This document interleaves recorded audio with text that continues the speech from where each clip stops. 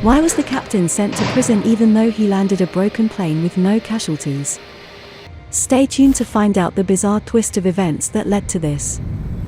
The year was 2000, July 2000.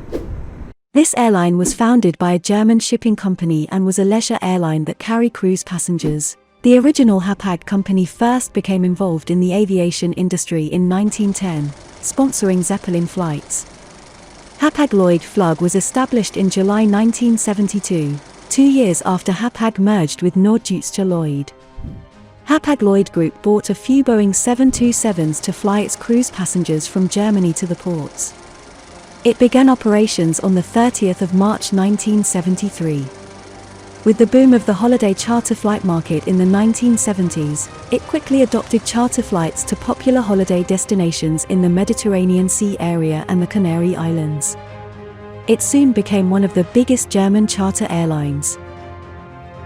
On the 12th of July 2000, an Airbus A310 was scheduled to bring 143 passengers and 8 crew members from Hania, Crete in Greece, to Hanover in Germany. Let us talk about the Airbus A310. The Airbus A310 is a wide-body aircraft, designed and manufactured by Airbus Industry, then a consortium of European aerospace manufacturers. Airbus had identified a demand for an aircraft smaller than the A300, the first wide-body twin-jet aircraft. On the 7th of July 1978, the A310 was launched with orders from Swissair and Lufthansa. On the 3rd of April 1982, the first prototype conducted its maiden flight, and the A310 received its type certification on the 11th of March 1983. The aircraft was 11 years old and had 41,300 total airframe hours. The captain was a 56-year-old pilot with more than 23,000 of flight hours.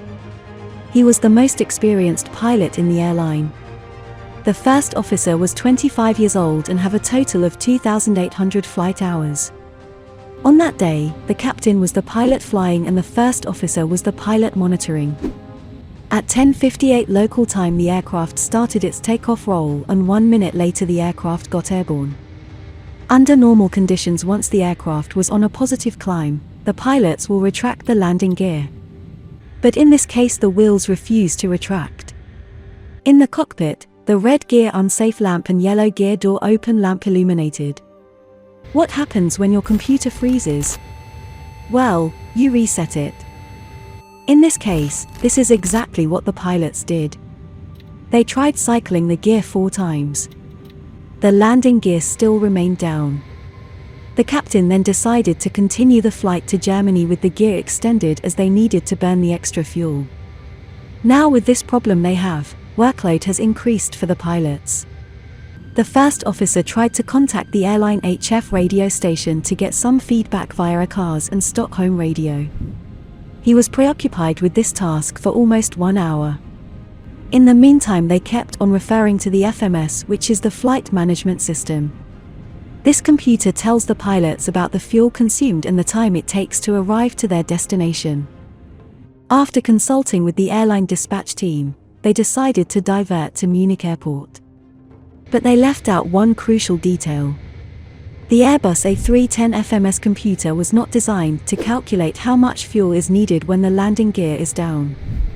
With the landing gear extended, it created so much drag that it burned almost twice as much fuel compared to the gear being in the retracted position. The pilots then discovered the shocking truth. They do not have enough fuel to fly to Munich airport. At 12 p.m. local time the captain changed his mind and decided to fly to Vienna Schwechat airport instead. If you enjoy this video so far, do like and subscribe for more videos like this. I appreciate you and will love you for a very, very long time. The first officer noticed the rapid decrease of fuel and they were still under Greek airspace. At 12:34 local time, the FMS fuel prediction showed 1.9 tons arrival fuel in Vienna. This meant that the pilots have to divert to the nearest suitable airport, which is Zagreb in Croatia. However, the pilots did not do that. Instead, upon contacting Zagreb ATC, the crew is still heading towards Vienna. The pilots then request a direct route to Vienna and told ATC that if a direct route was not available, they will divert to Graz airport. That was when Vienna ATC found out that the plane was low on fuel. Surprisingly, the pilots did not declare an emergency. The first officer urged the captain twice to declare an emergency, but the captain refused. At 13:01 local time, the fuel low-level warning indicated about 1,340 kilograms remaining. At this point, the aircraft was 42 nautical miles away from Zagreb, 85 nautical miles away from Graz, and 131 nautical miles away from Vienna. The captain decided to call Mayday but still insisted that they are able to reach Vienna. At this point, the crew still considered diverting to Graz but found out that he did not have the approach charts. The first officer was trying to tell the captain that the FMS fuel prediction was wrong. The captain then instructed the first officer to request no emergency services after landing and to delay the flap extension. 12 nautical miles from the runway, both engines flamed out, but the first officer was able to restart them for a few more minutes of thrust.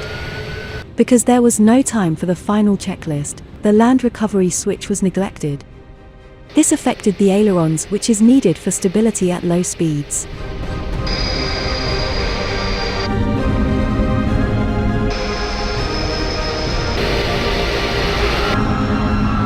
The left wingtip hit the grassy surface about 660 meters short of the runway.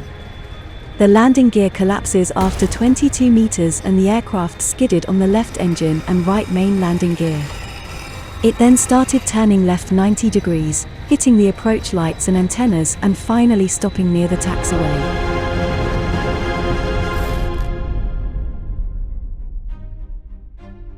"26 passengers got injured while evacuating the aircraft using the escape slides. The aircraft was written off because of the severe damage to the underside of the fuselage. During the investigation, it was found that the lock nut that was fitted wrongly allowed a screw to turn, which led to an adjustment error. This prevented the landing gear to be retracted.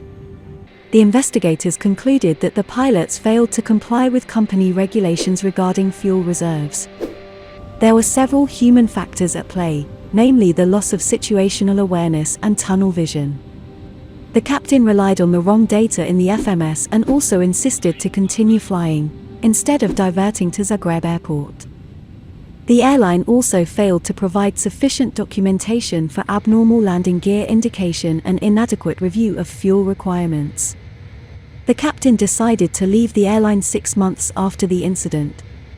In 2004, the Hanover District Court convicted the captain and sent him to prison for 6 months. The offense was that he was endangering the lives of passengers for failing to divert to Zagreb. If you found this story interesting, do check out our latest video. Thank you very much for watching. Do comment below which stories you would like us to share.